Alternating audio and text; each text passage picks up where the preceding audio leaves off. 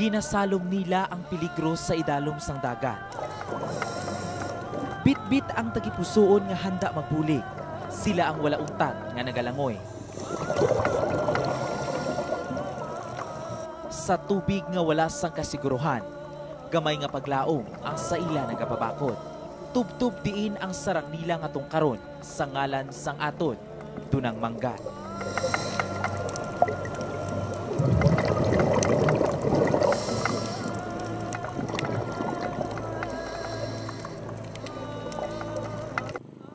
Center of Marine Biodiversity, isa ka pagkilala nga nagbutang sang Pilipinas sa mapa sang bilog nga kalibutan.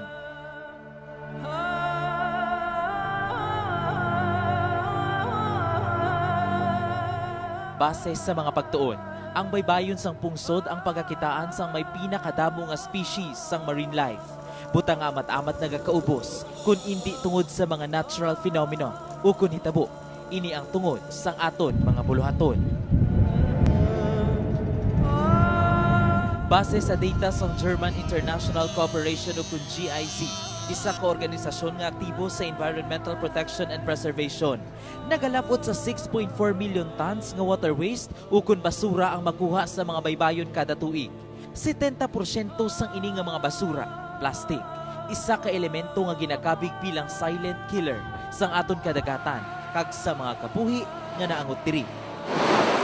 Tinalikdan gid lamang nga simana, nasapuan sa baybayon sang Sipalay City ang 186 by 120 centimeters kag may kabugaton nga may indi magnubo sa 300 kilos nga leatherback sea turtle ug pawikan.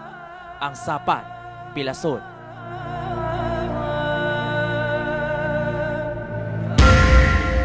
Pagkaaga, isa naman ka 8.4 feet bottlenose dolphin nga may kapintres tubtub 400 kilos nga kabugaton ang nasapuan sa baybayon sang Pulupandan.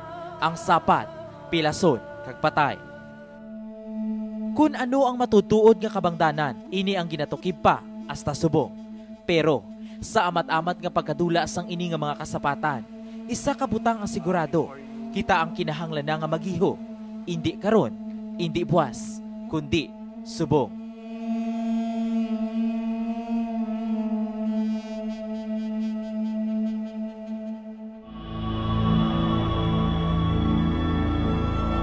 Gani sa ika-21 katuig nga selebrasyon sang Provincial Environment Week, isa ka makahulugan nga pagbiyahe palibot sa bilog nga probinsya sang Negros Occidental ang aton ginupdan.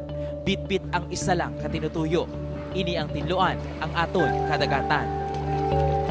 This is one of the strategies na kung sa diin mapabakod ta, maka-heighten nato ng awareness ng community, and then ang participation sang community, sang LGU, and different cooperations and other agencies para mapadayon nato nga maproteksyonan ang aton nga kadagatan. Ini ang pinakauna nga province-wide reef and coastal cleanup. Kapin isa kagatos ka mga scuba sorero nga ginlakipan sa mga professional diver, environment advocate, empleyado sang gobyerno, non-government organization, volunteers, ordinaryo nga pumuluyo, kag iban pa ang naghugpong pwersa. Tanan sila ang handa magsalom agud maprotektahan ang aton palibot.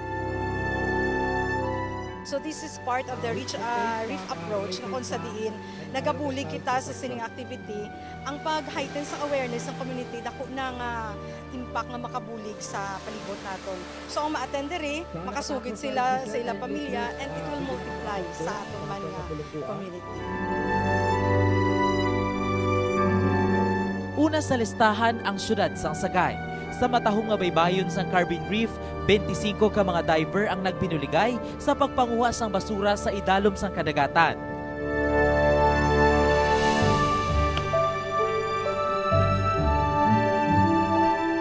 Samtang masako sa pagsalom ang aton mga diver, higad sang baybayon naman ang gindagyawan sang mga pumuluyo.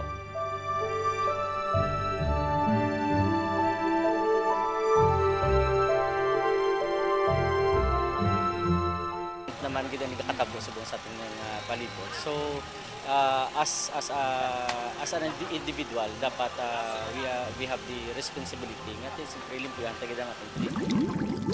Wala man nagpaulihi ang syudad sang San Carlos. Diri sa Dapdap Wharf, Barangay Sipaway, San Carlos City. Padayon ang aton pagsalom.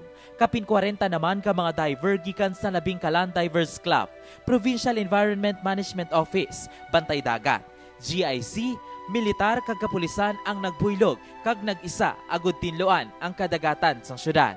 We are conducting an underwater cleanup with the hope that we can create awareness among the swimmers who frequent this place to swim. Bantayan sa pagbalik sa isyu subong Negrense ang aton pagsalom sa Malakristal nga kadagatan sang Sipalay. Sa sulod sang pilalang ka minuto nga pagsalom, ano kadamo ang basura nga aton nakuha? Ano ang mga epekto sini sa aton palibot? May kahigayunan pa pala kita nga masalbat ang aton dunang manggan.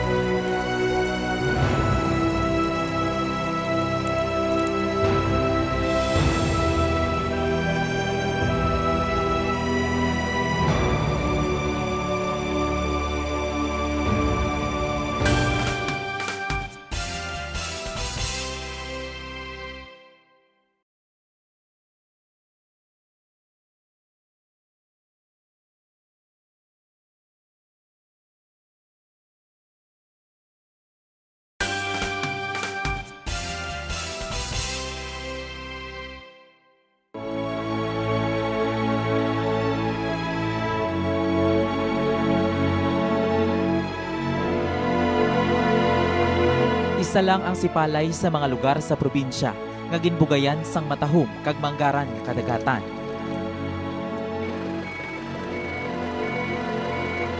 Isa lang ang Barangay Maricalom sa siyamtanan ka mga coastal barangay sa Sipalay nga sa karon ginahatagan prioridad sang ila lokal nga panguluhan. Tama ka abundant ang coral sa entrance area sang bay. So siguro nakaintindi naman kita ya nga where there are abundant coral cover, healthy gid ang marine life dira sa munang area. Gani kabahin man gihapon sa ika-21 nga selebrasyon sa Provincial Environment Week, wala natapos sa Sagay kag San Carlos ang aton pagsalo.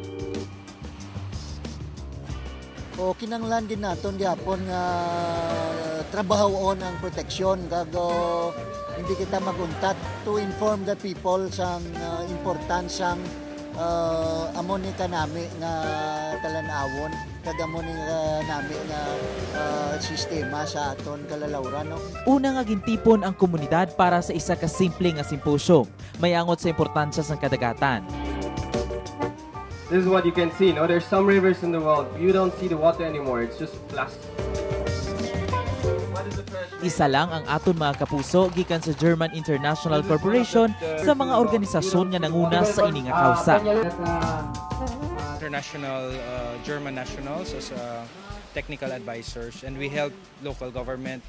For example, doing their coastal management plans. We train local in diving, in managing their marine resources. May mga sanctuaries sila dito. Ang mga residente, bit-bit ang tagsa nila ka mga sulodlan. Wala na nagpapugong, coastal clean-up. Ila naman, ginsuguran. Subong nga residente sa sining syudad, dapat aktibo gid kita nga mag-participate sa mga aktibidades sa pagpaglabi sa pagpalindo sa bayon tungod tanan kita nga ari sa bilong sa Sipalay, nagakuha gid sang nagabakal gid sang isda nga halin sa aton mga kadagatan mismo. Handa naman ang masobra 20 naton ka mga diver. Ang pagpanguhaya sa mga divers natin? So ang pagpanguhaya, ang instruction ko sa ila is kinanglan always buyan, hindi pag kuan ang bala sa dalom na matandog nila, and then ang mga fishing nylon nga natubuan na sang corals dapat hindi na pagtandugon na. Dugay-dugay, nagsugod na ang ila makahulugan nga pagsalo.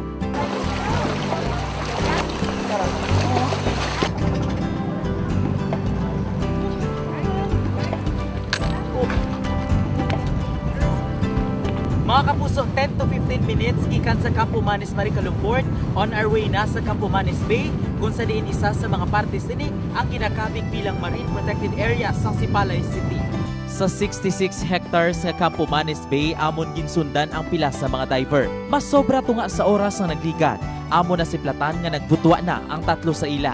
Sanday Sir Severo sang Senro, Captain Romel sang 47 Infantry Battalion, kag Sir Winnie sang Bantay Dagat. Tatlo lamang sila sa kapin 20 ka mga divers ang nagsalom subong sa may baybayon sa Sipalay para magpanguha sa basura. Kumusta sir ang inyong observation? Mga 30 minutes na lang pa mga nagsalom. Kumusta subong? Sa amon din nga area, tungod kay ini Marine Protected Area naton, daw ka-jutay lang sa notice namon nga plastic ang mga ang nakuha. So siguro ang mga damo nga debris kuha dito sa pier area. Okay naman yung dito sa coral, so malinis naman siya. So except siguro dito sa mga malapit na palaging pinupuntahan ng mga local visitors na pupunta dito. So kukunti lang naman yung nakuha namin. Actually na basura dito sa area dito. Anong challenge kung atong kabala sa dalom sir? Ano may mga plastic na nagatapik dito sa coral? Or nagalutaw lang ito sila? Sa dire nga may ara man nga area nga nagatapik pero hindi gid masyado madamo kay una base sa dire nga masyado ang current mapagbuhat. Hindi dapat nga pabayaan kay critical na ni subong nga sitwasyon nga kung gamay lang nga pag pabaya mo sini. Dako na ang dugang degrade sini kung mapabayaan. Bye. Sa kulang-kulang isa ka oras, ini ang mga basura nga nakuha sang aton mga diver. Sinakos sang mga botelya, lata, tela, pukot, plastik, kag iban pa.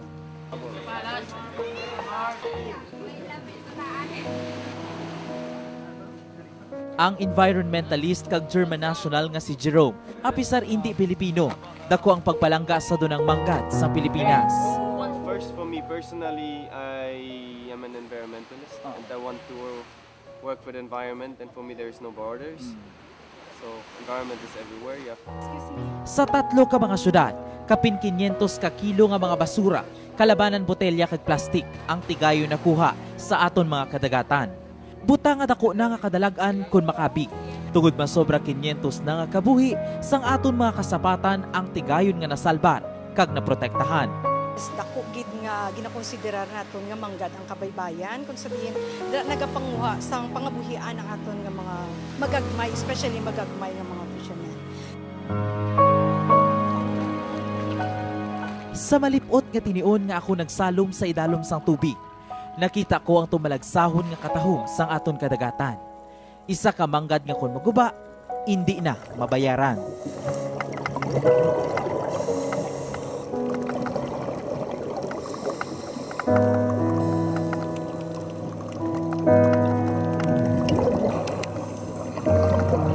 Salamat sa aton mga scuba surero, mga tawo nga handa magsalom, handa magbulig, agud masalbar ang dunang manggat, nga kun hindi matatapan, hindi naman makita sang masunod nga henerasyon.